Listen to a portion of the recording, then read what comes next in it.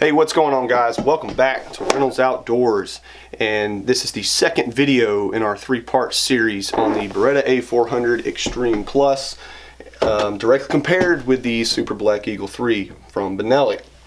So the first video, yeah, we covered the Benelli. I went over all the key features of it, took the gun apart, kind of gave you an idea on what to expect when owning, operating, and caring for that shotgun. And we're going to do the same thing here today with the Beretta A400. So let's go ahead and get right into it. Oh. All right. I did a video on this about 5 years ago when we first started getting the pluses in, I believe it was. And man, just the controls, and before I even took it out and actually put shells through it, it just feels, it's just great. I just loved how easy it was to manipulate these oversized controls. Really like that. And they've also, you can find this on the 1301 Tacticals, which is outstanding. And I mean, that was a big selling, or big factor for me, is the controls, especially if you're going to be wearing gloves. But we'll get back to that later. I'm going to start at the end, just like I did with the Benelli, and we're going to go and talk about chokes. So yeah, like the Benelli, this does come with five chokes, but unlike the Benelli, all 5 chokes are extended, and these are the Optima HP chokes. So if you're type of guy or gal that utilizes multiple chokes or all your chokes for different hunting applications, skeet, trap, and whatever, it's nice that they are all extended, easy to remove, and easy to snug up. Again, you don't need any choke wrenches to tighten these things. The only time you really want to use a choke wrench is if it's stuck. But if you can't get it out with a choke wrench, go to a gun shop that has a gunsmith and have them do it, because you don't want to booger stuff up.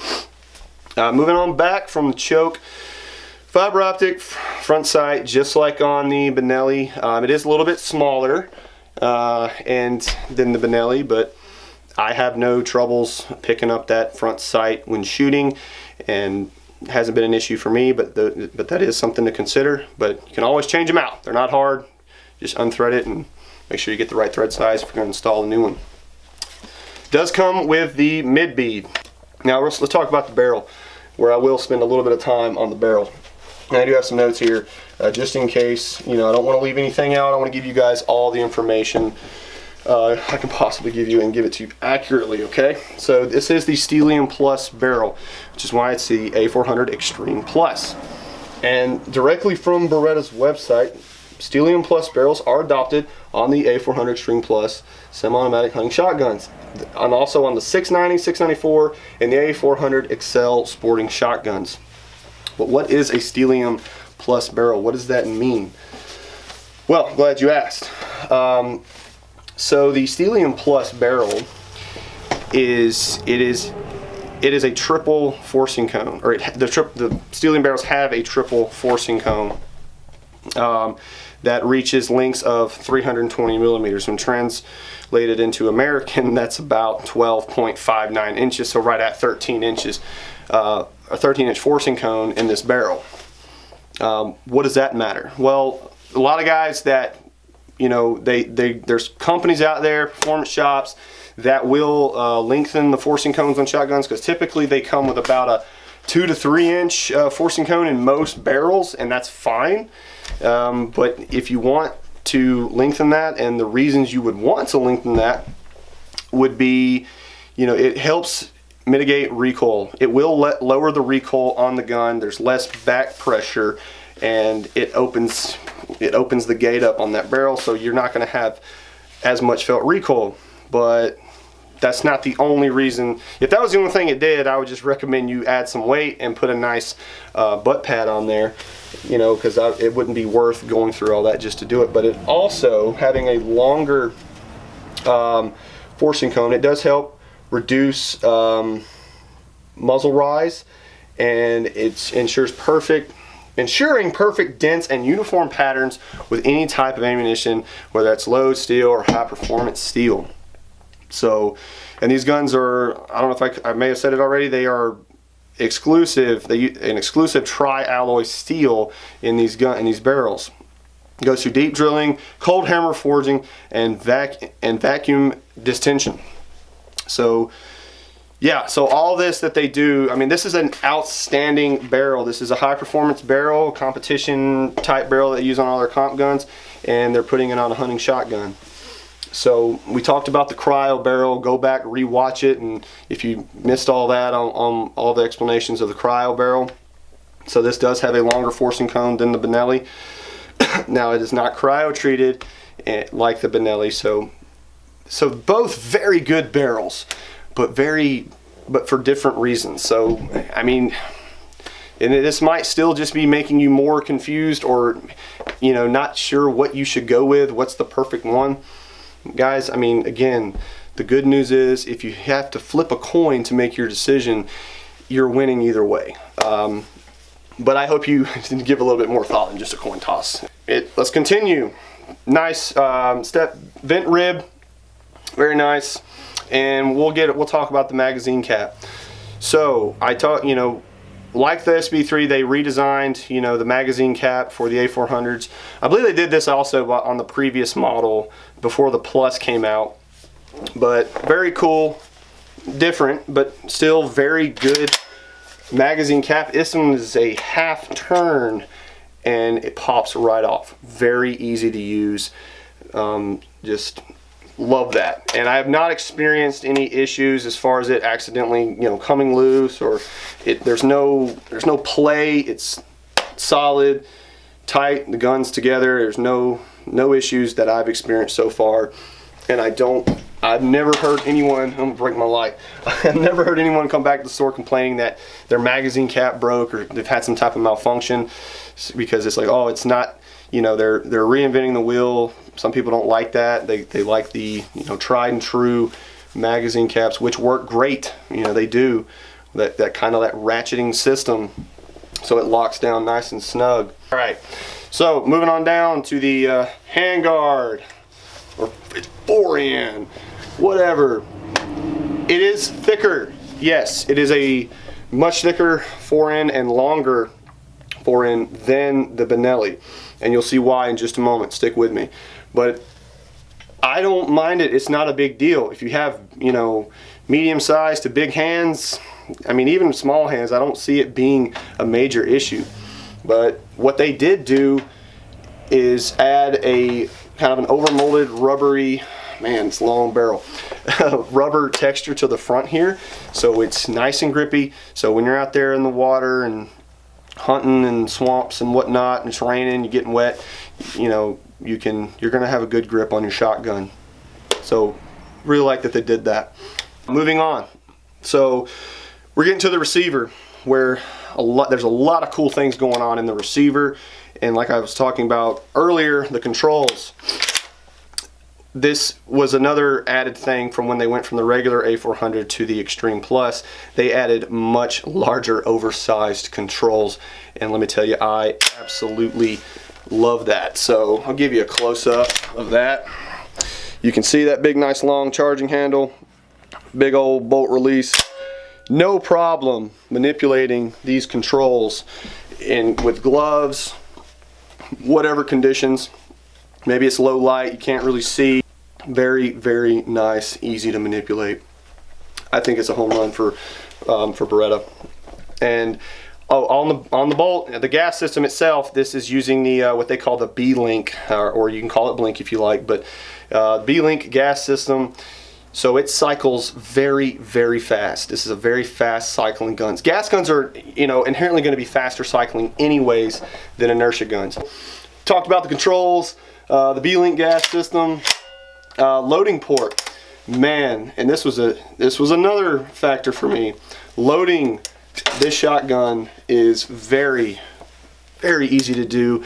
So the carrier on it right here, it is super long, so there's not much of a pinch point, and you can see they did some nice beveling to open that loading port up, and you have a very high vis empty chamber indicator right there.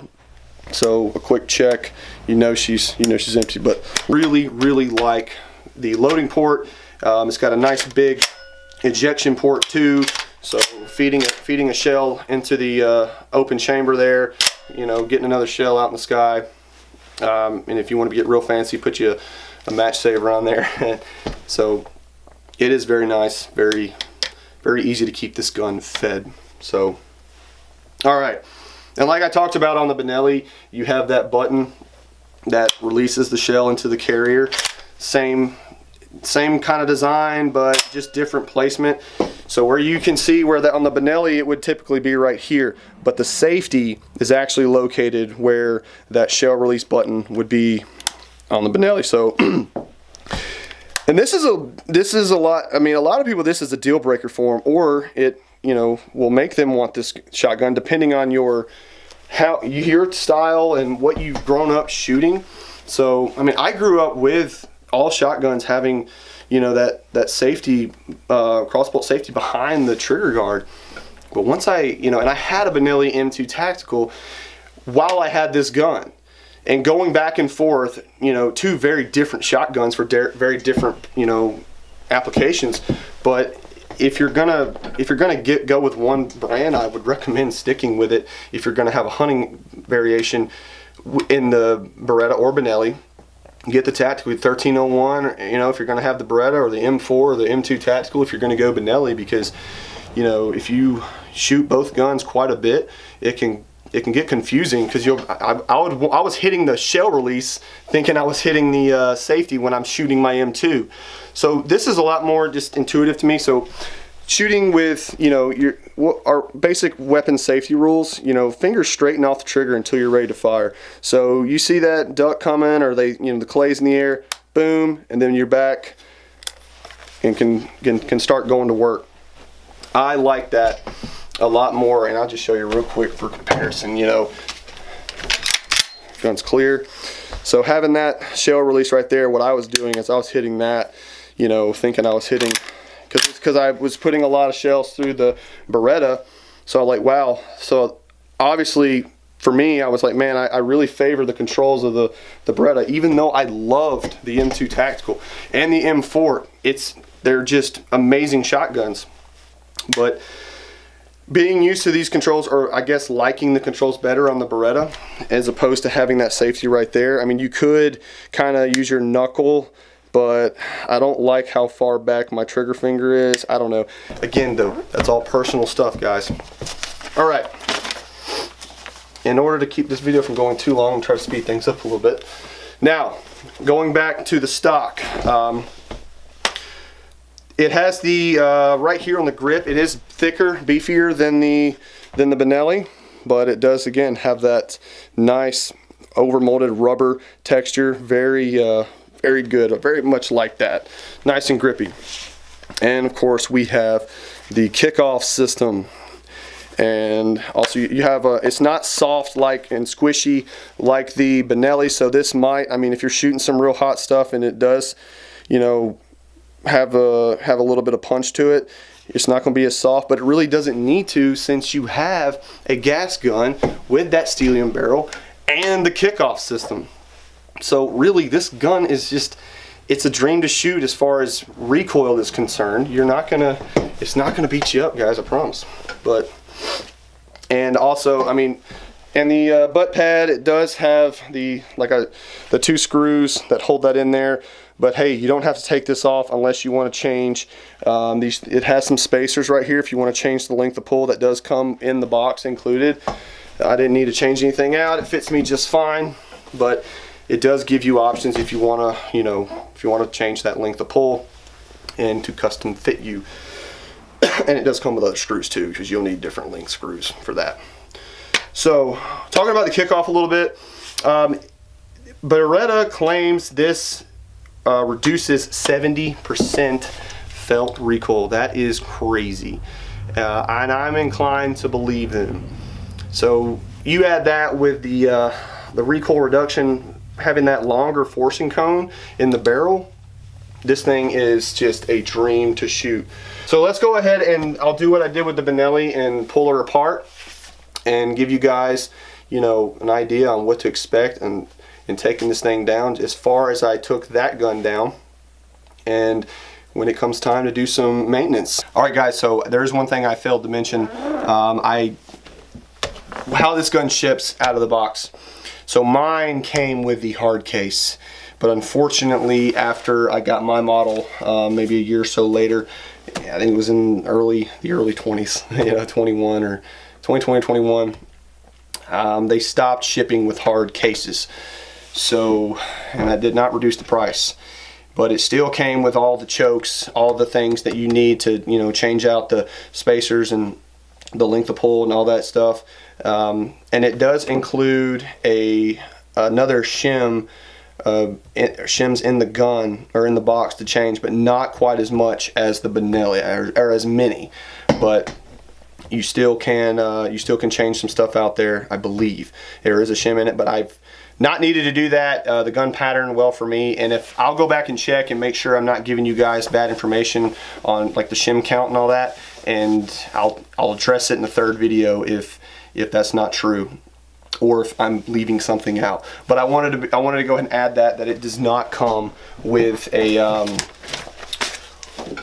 hard case. All right, so let's take the gun apart. See how difficult this is. So we've already safety checked the gun. Nice half turn on that magazine cap. And guys, again, I'm using a tripod, so forgive me if you can't see every little detail. But the idea is not to, you know, this isn't a how to completely disassemble step by step. This is just giving you an idea on what to expect when taking apart and how long it should take. So there's your gas system. Very robust, beefy gas system. We'll go ahead and pull that gas collar out, or piston, excuse me. So it's not too dirty. I mean, I can't tell you the last time I cleaned it or how many shells have gone through it between cleanings, but I'm gonna do like I did with the Benelli, clean it up, just, you know, get all the carbon and stuff off, make sure there's no variables there that will cause the gun to malfunction. I don't want there to be any question on, you know, is the gun gonna fail due to being dirty. I don't want it, you know, so rest assured the guns will be clean when we do that third and final test. So you got to push back to remove your charging handle just a little bit on that rotating bolt. Push back and that pops right out. And I'm gonna get that there. And then, so you got your spring up front, which was why I was telling you earlier you would see why it's beefier under the handguard on the Beretta, because you got all that spring, that mechanism that, you know, the bolt works off of, you know, that allows it to cycle properly and eject shells and load shells in the chamber. All that's contained up front. So yeah, it gives you a bulkier gun, but guess what it also does? Makes disassembly a whole lot easier. So got that out. Now I can take hopefully I can do the same I did with the Benelli and not have to use any tools. Let's see if I don't need any tools to nice to have a nice, you know, Wheeler gunsmithing kit here, and you can use your push pin tool. But so I got the pin out. There's only one pin, and then that sucker just comes right out of there, no problem. And like I said on the Benelli, do not disassemble your trigger group any further than this. Just, I like to, you know, carefully release the trigger and brush anything out of there. Don't add a ton of oil, you don't need to. Just brush any trash that's out of there, clean it up. You don't need to drench it in oil. You really don't need any oil. So the more oil you put on it, the more stuff's gonna stick to it, okay? So I got that out. Now all I gotta do is disassemble the bolt. There we go. So yeah, I had to use a tiny little tack nail there to get that out. That's the better, I mean, like, that's the Benelli wins in my book on removing your firing pin and that little retaining pin in there. There's the smallest little pinhole. You use a paper clip or something. I just didn't have anything handy. Totally forgot to have that. It's on standby. But if you are in the field, just find a paper clip or something. Have that close by. So, all right, same thing. There's this pin here retains the the bolt. So to remove that bolt face, you got to get that out of there. And let's see if we can struggle. There we go. There we go. So that just comes right out, and it is directional. Your firing pin, rise, if that'll focus, it goes through there, and there's only one way it can work. So then your bolt comes out, and there's obviously no inertia spring. So that's really as far as you need to go. And you can take a brush, or I got a 12 gauge brush. I can go in there and clean all that out, any debris and carbon, but it's not too dirty. So it may have been cleaned recently. I can't remember, but guys, I'll show you. That is it. That's as far as you need to take this gun down. You know, you do not have to take the stock apart. There is no spring in the stock. Again, that's why the foreend's a little bit beefier, but it is an easier gun to take apart with relatively no tools, unless, you know, of course, the hardest part that I got hung up with is that I didn't have a pin to push that, you know, or a paper clip or something to push that retaining pin out, but no big deal. Well, all right, guys, I hope this was informative, and I'm pretty sure I covered all the basics, or all the key points on the Beretta, like on the Benelli SBEIII. So I'm going to get this gun nice and clean, put it all back together, so I'll have two very clean shotguns, and in the third video, we are going to put them to the test. So that was the complete disassembly of the Beretta A400 Xtreme Plus. As you can see, compared to the Benelli, it went a little bit faster, a little bit easier. The only thing I really hung up on was getting that firing pin out, because I didn't have a small pin handy. Forgot to do that. So, but hey, if you got a paper clip or something, it's really easy to remove that and get that out of there. All right, guys, thanks for watching. Really appreciate it. Comment, like, subscribe, all that cool stuff. Let me know what you think. If your mind's already made up, which one do you like, which one you don't, and give me reasons why.